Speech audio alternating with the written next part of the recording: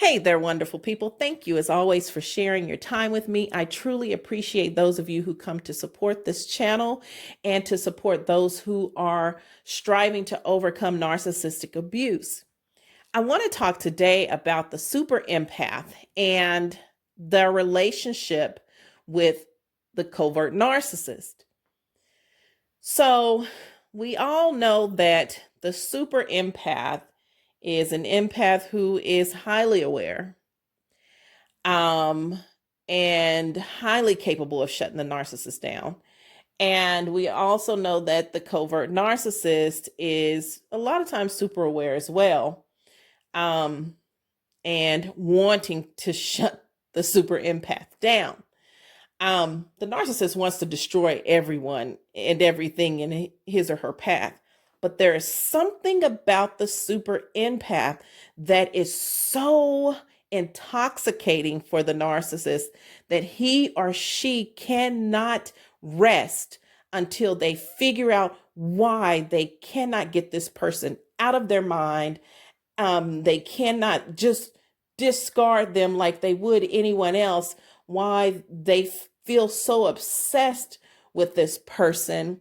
And the narcissist will begin to recruit other people to become obsessed with this person. I mean, the super empath's light is so strong and their confidence is so great that the narcissist has got to have it. They just gotta have this person. I've got to have them to be able to destroy them, because if I can destroy the super empath, I will be all powerful. This is what I believe the narcissist feels. Now, whether or not they're calling you a super empath or, whatever, call themselves a narcissist, all that, all of the labels are just to help you identify what's happening. But the narcissist cannot take it. Why can he not get control of this person? He's able to control and manipulate everyone else, but this particular type of person always figures him out, and he hates it. Let me give you an example of what I mean by figuring them out. So the super empath is the person who's most likely to throw the narcissist's bullcrap right back into his or her face. So my ex used to talk really bad about everyone, but in particular, people who rent. He would go on these rants about people who rent their property and how they don't take care of it the right way. And this is how all renters act. In neighborhoods where people own their homes shouldn't allow people who rent to live there. And, yada, yada, yada, yada, yada. Renters just don't care, and this and that. Meanwhile, there's a huge crack on his house that he owns that he didn't make any effort to get repair. His plumbing was bad. His toilets were disgusting. His yard was unkept. His bushes were growing out of control. There's phone books for a year sitting on his porch, but he wasn't a renter. And so since he wasn't a renter, it didn't matter if his place looked like shit. It only mattered that theirs looked like crap, which it didn't, because the renters, he would point out, their houses look better. So I would always say, well, you just owned your first home in 2013. Therefore, most of your life you have been renting. Most of your adult life you've been renting. And so when you lived disgustingly, as you claimed your ex-wife was a very disgusting person, and you lived there as well, so I would consider you a disgusting person as well.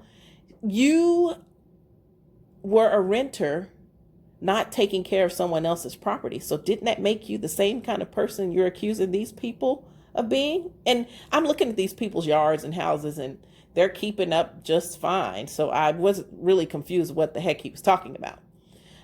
Most of their property, the places they rented, looked better than his. They were taking better care of it.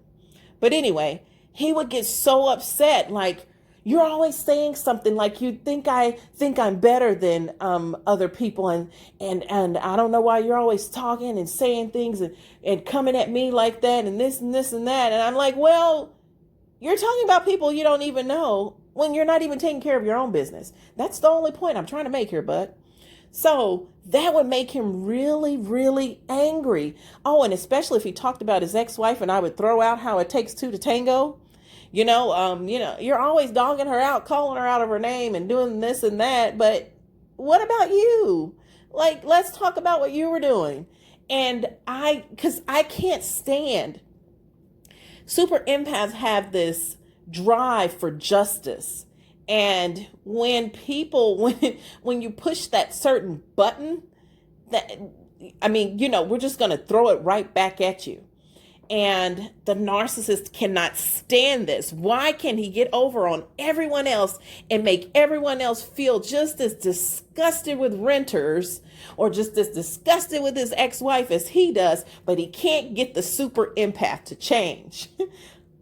The super empath is never on his side, and he needs that super empath as his adversary, because if he can convince that super empath of all of the horrible lies that he's telling, then he has become greater than great.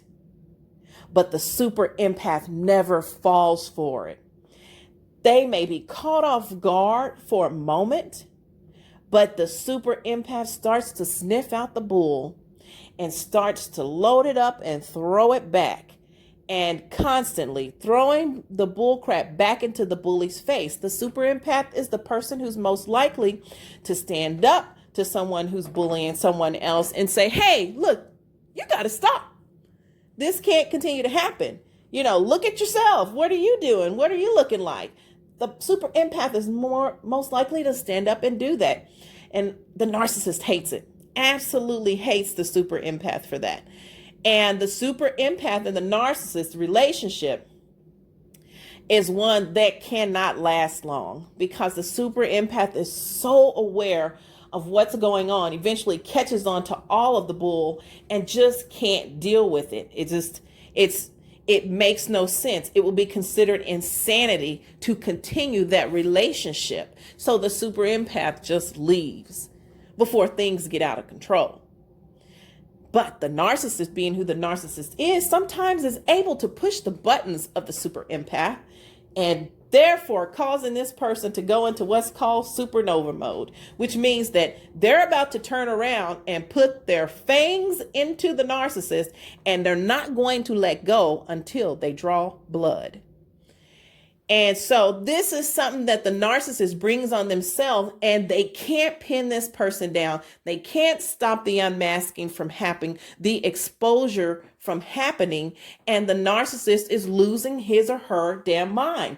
They're basically collapsing before you because they cannot get control of this superpower that is before them, that has not only figured them out, but figured out how to dodge all of their blows, their lies, and it continues to overcome every roadblock standing in front of them, because the super empath is focused on shutting the narcissist down, and whatever is in the way of that must be moved to the side so that the super empath can continue the journey of getting the whack job taken care of.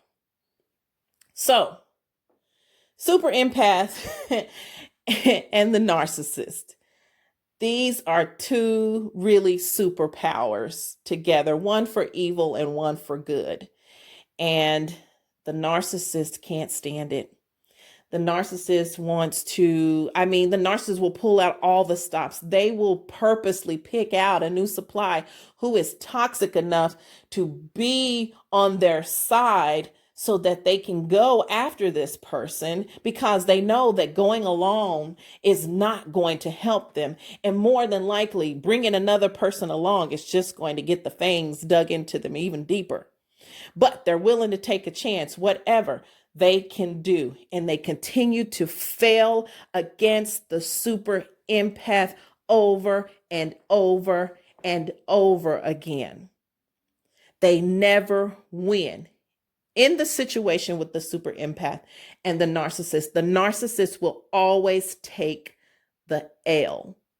They won't just take it. It's like handing their ass to them. The super empath is going to hand the narcissist his or her ass. Here's your L. Take it.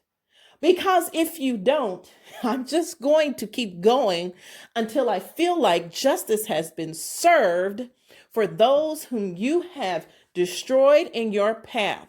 And you thought you were going to add me to the pile of bones. But let me tell you what, buddy, I was sent here to avenge others.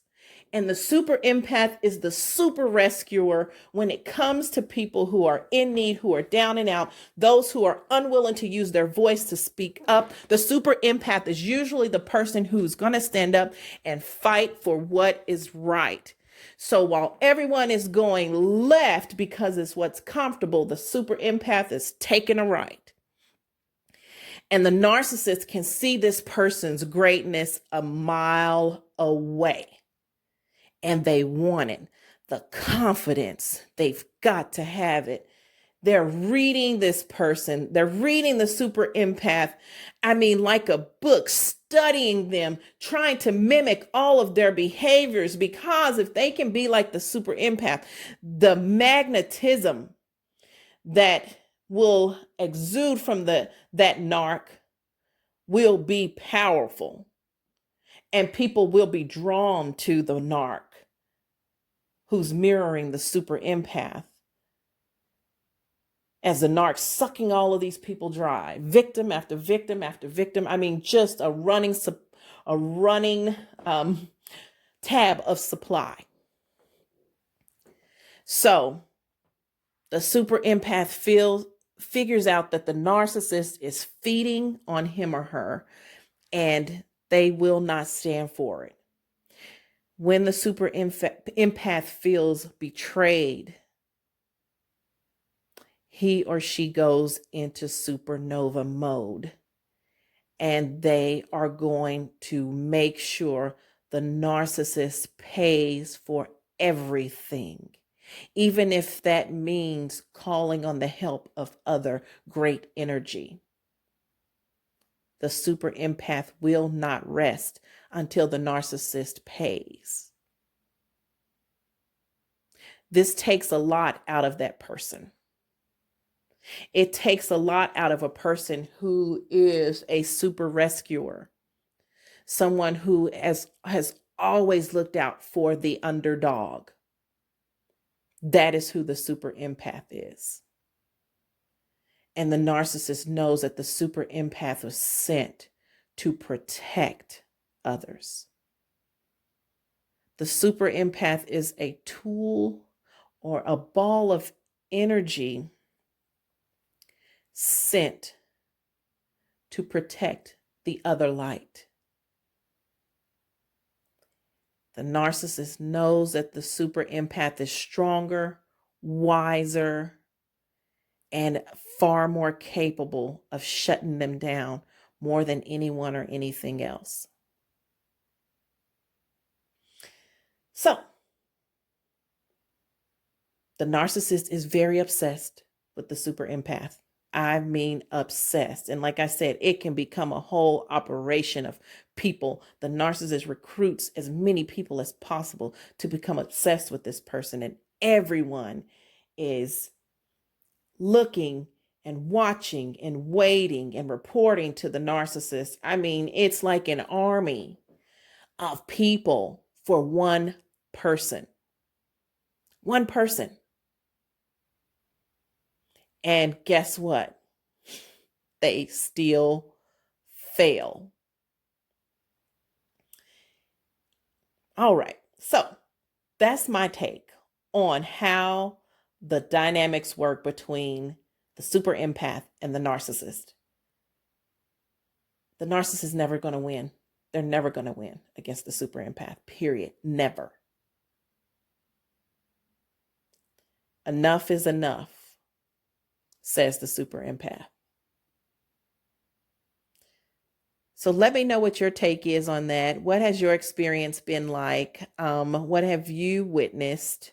I believe, as I said, this is a relationship that can never, for the narcissist to get a year out of a super, a couple years out of a super empath is extraordinary, because it usually doesn't take long for that super empath to notice something is wrong and start figuring it out really quick, watching, listening. And then the super empath will withdraw and be reserved with the narcissist. And so the narcissist might think they know this person well and they know things about this person, but the super empath already caught on to the fact that this person can't be trusted.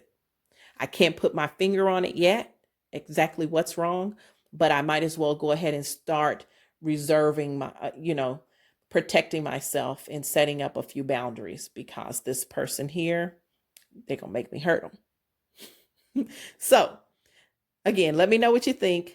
Thank you for sharing your time. Please comment below. Again, I'm not a therapist, a psychologist, or anything. I'm just someone with an opinion and with a lot of experience with these narc creatures. All right. Thank you guys so much. Have a good day.